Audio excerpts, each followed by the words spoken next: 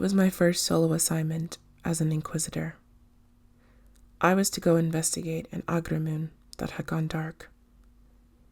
Tuvok's communications were sent out, stating that people had gone missing and livestock were being found mutilated and drained of blood.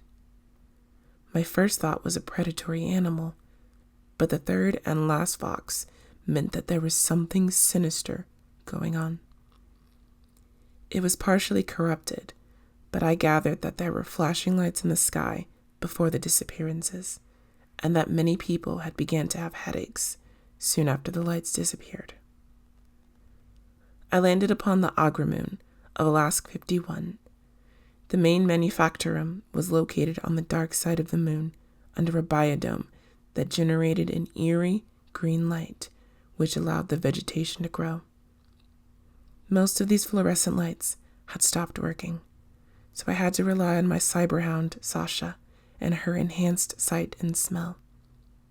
I should have gotten my augmentations before this assignment, but we were short on manpower after that damn cicatrix maledictum spawned across the galaxy.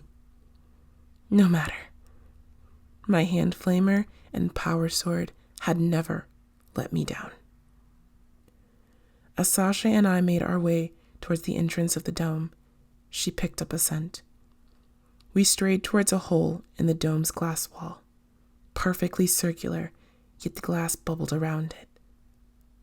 Something of intensely high heat was used to break in. I continued to follow Sasha through the stalks of vegetation until she began barking.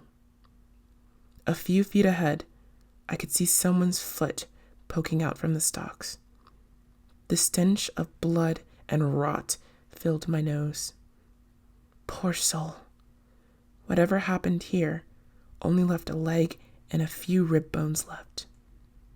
May your soul be forever in the grace of the Emperor. This murder must have happened a while ago. The ground had already absorbed the blood, leaving only a dark stain on the soil. Sasha begins to growl as I hear rustling behind us. I draw my hand flamer as I call out, "Inquisitor Anastasia of the Ordo Xenos, I order you to reveal yourself." Silence.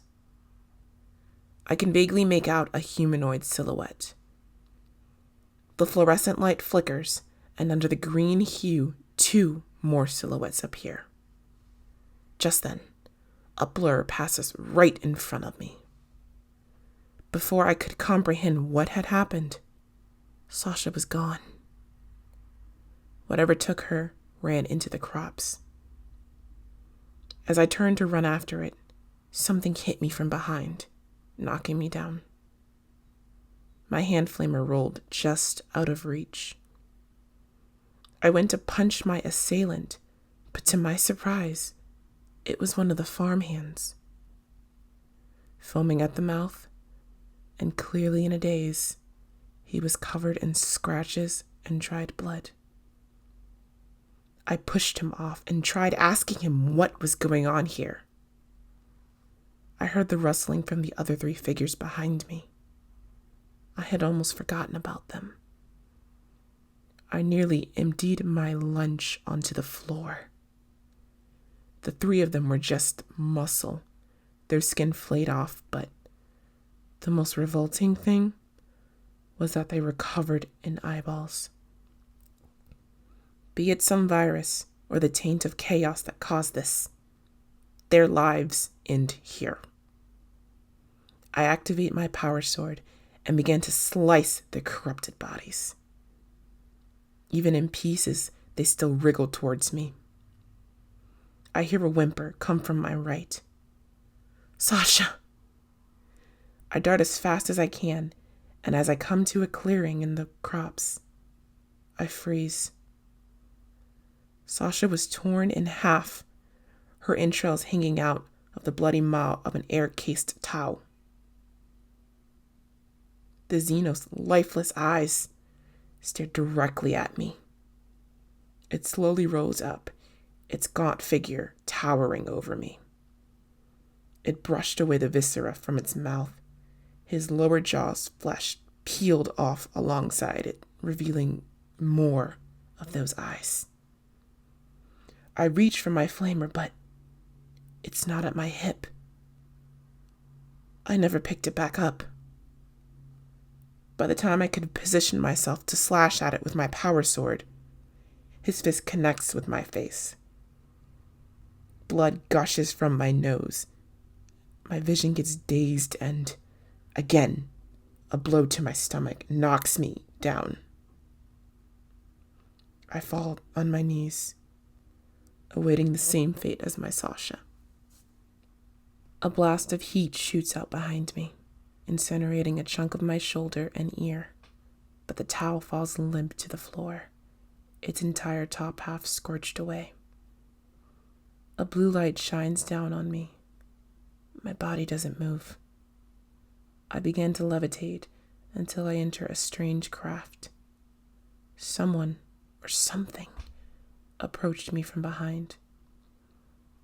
I'm injected with a strange liquid, and I pass out.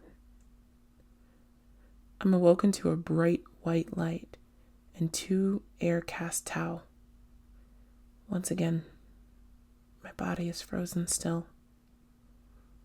The pain was unbearable as they removed pieces of my body, my nails, then my fingers. I thought I saw some of my organs being pulled out too. How I retained consciousness through it all, only the Emperor knows. I noticed that the more they tore off me, the more they put in. I couldn't tell what they were putting in me, but it felt like a blazing hot raindrops all over me, the heat searing its way to the bone. I couldn't take it anymore. I wanted to die. I welcomed the sweet embrace of nothingness, but it never came. Years went by, and I thought I would get used to the pain. I never did. I hoped my captors would lose interest. They never did. And then the bright white light that had become my world turned dark. Gravity pulled me down to the cold, hard ground below. Was this grass? Dirt? I couldn't believe it. I tried to stand, but my muscles had atrophied over the years.